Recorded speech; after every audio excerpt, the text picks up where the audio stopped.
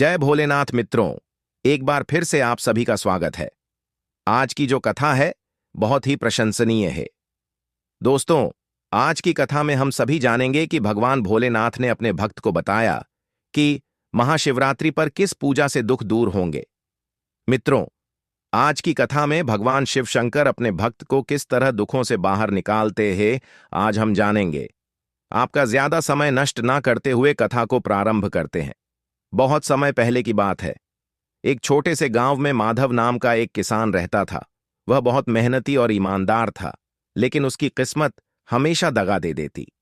वह सुबह सुबह उठकर अपने खेतों में जाता, दिन भर मेहनत करता और रात को थक कर घर लौटता, लेकिन उसकी मेहनत का फल उसे कभी नहीं मिलता। पिछले कुछ वर्षों से उसकी फसलें या तो सूखे की चपेट में आ जातीं या फिर तेज बारिश उन्हें बर्बाद कर देती। अगर कभी अच्छी फसल होती भी तो बाजार में दाम इतने कम मिलते कि उसके घर का खर्च भी ठीक से नहीं चल पाता। कर्ज का बोझ बढ़ता बच्चे फटे पुराने कपड़ों में घूमते थे और कभी कभी तो भूखे ही सो जाते। माधव यह सब देखकर बहुत दुखी था। वह सोचता, मैंने कभी किसी का बुरा नहीं किया, फिर भी मेरे साथ ऐसा क्यों हो रहा है? क्या गरीबी से छुटकारा पाना मेरे भाग्य में नहीं? गांव के लोग भी कहते, माधव, तुम्हारी किस्मत ही खराब है, जितनी भी मेहनत कर लो कुछ नहीं बदलेगा। यह सुनकर उसकी हिम्मत और भी टूट जाती। एक दिन जब उसने देखा कि उसके घर में खाने को कुछ नहीं बचा और साहूकार ने उसे कर्ज चुकाने के लिए धमकी दी, तो वह पूरी तरह टूट गया। उसे समझ नहीं आ रहा था कि क्या करे। निराश होकर वह अपने खेत में बैठ गया और आसमान की ओर देखने लगा। अचानक उसकी नजर गांव के शिव मंदिर की ओर गई। क्यों न भगवान शिव से प्रार्थना करूं, उसने सोचा। अगर दुनिया ने मेरा साथ छोड़ दिया तो क्या पता भगवान मेरी मदद कर दें। यह सोचकर वह उठकर सीधे शिव मंदिर की ओर चल पड़ा। शायद वहां से उसे अपने प्रश्नों का उत्तर मिल सके। माधव भारी मन से गांव के पुराने शिव मंदिर पहुंचा। यह मंदिर बहुत प्राचीन था, जहां लोग रोज भगवान शिव की पूजा अर्चना करने आते थे। लेकिन आज माधव वहां सिर्फ पूजा करने नहीं, बल्कि अपने जीवन की सबसे बड़ी समस्या का समाधान खोजने आया था। वह धीरे धीरे शिवलिंग के पास पहुंचा, जहां दीप जल रहे थे और घंटियों की मधुर ध्वनि गूंज रही थी। उसकी आंखों में आंसू थे। वह शिवलिंग के सामने बैठ गया और सच्चे मन से प्रार्थना करने लगा। हे महादेव, मैं जीवन भर मेहनत करता रहा, फिर भी मेरी गरीबी खत्म नहीं हुई। मैं और मेरा परिवार भूखे सोने को मजबूर हैं। मैंने कभी किसी का बुरा नहीं किया, फिर भी मुझे इतनी तकलीफ क्यों मिल रही है? अगर मेरी कोई गलती है तो कृपया मुझे माफ कर दें। मुझे कोई रास्ता दिखाइए जिससे मैं अपनी स्थिति सुधार सकूं। वह फूट फूट कर रोने लगा। तभी मंदिर के पुजारी, जो वर्षों से वहां पूजा कर रहे थे, माधव को इस स्थिति में देखकर उसके पास आए। उन्होंने उसके सिर पर हाथ रखा और शांत स्वर में बोले, बेटा, महादेव कभी अपने भक्तों को अकेला नहीं छोड़ते। वे हमेशा उनके साथ होते हैं, लेकिन सही मार्ग पर चलना जरूरी है। माधव ने सिर उठाकर पुजारी की ओर देखा और कहा, पंडित जी, मैं क्या करूं? कैसे अपनी गरीबी दूर करूं?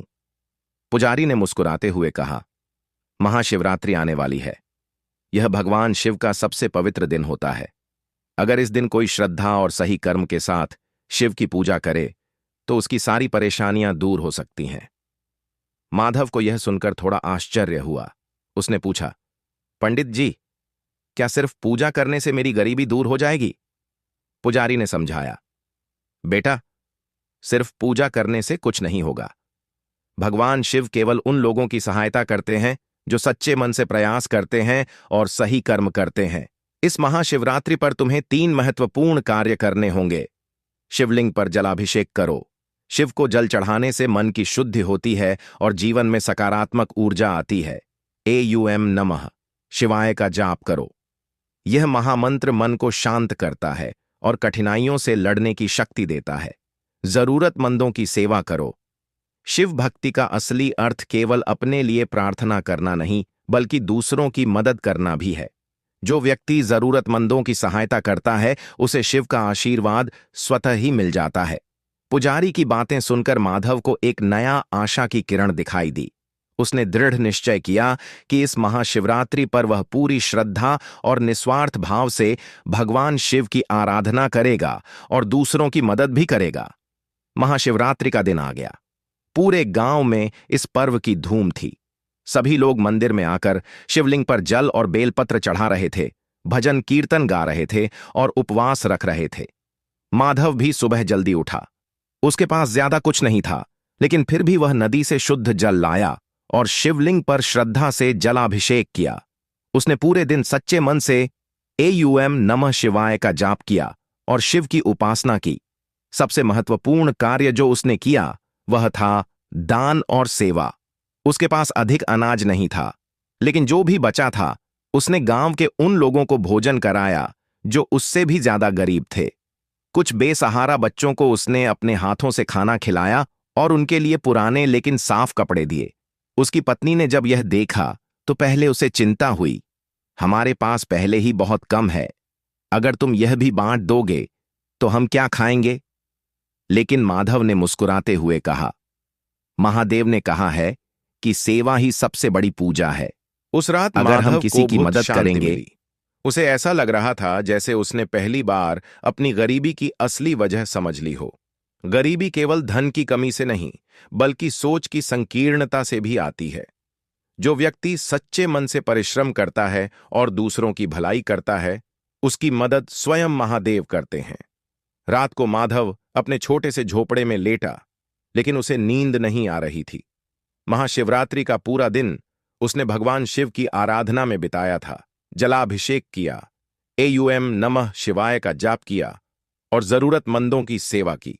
उसे मन में कहीं न कहीं यह विश्वास था कि महादेव उसकी प्रार्थना अवश्य सुनेंगे। थोड़ी देर में उसे गहरी नींद आ गई। तभी उसने एक अद्भुत स्वप्न देखा। चारों ओर उजाला फैल गया और एक दिव्य प्रकाश प्रकट हुआ। प्रकाश के बीच से स्वयं भगवान शिव प्रकट हुए। वे त्रिशूल लिए जटाओं से गंगा प्रवाहित करते हुए नीलकंठ स्वरूप में खड़े थे। उनके तेज से पूरा वातावरण प्रकाशमय हो गया था। माधव आश्चर्यचकित रह गया और श्रद्धा से हाथ जोड़कर नतमस्तक हो गया। भगवान शिव ने उसे प्रेम भरी दृष्टि से देखा और बोले, हे माधव, मैं तुम्हारी श्रद्धा और सेवा से प्रसन्न हूं। तुमने केवल अपने लिए नहीं, बल्कि दूसरों के लिए भी सोचा। यही सच्ची भक्ति है। याद रखना, समृद्धि केवल धन से नहीं, बल्कि पुण्य और अच्छे कर्मों से आती है। माधव ने हाथ जोड़कर कहा, भगवान, मैं हमेशा मेहनत करता रहा, फिर भी गरीबी मेरा पीछा नहीं छोड़ रही थी। आज मैंने आपकी कृपा पाने के लिए उपवास किया, दान दिया और सच्चे मन से भक्ति की। क्या अब मेरी परेशानियां दूर होंगी? भगवान शिव मुस्कुराए और बोले, सिर्फ इस रात की पूजा से ही नहीं, बल्कि अपने जीवन भर अच्छे कर्म करते रहोगे तो तुम्हारी गरीबी हमेशा के लिए मिट जाएगी। मैं तुम्हें आशीर्वाद देता हूं कि कल से तुम्हारी किस्मत बदल जाएगी।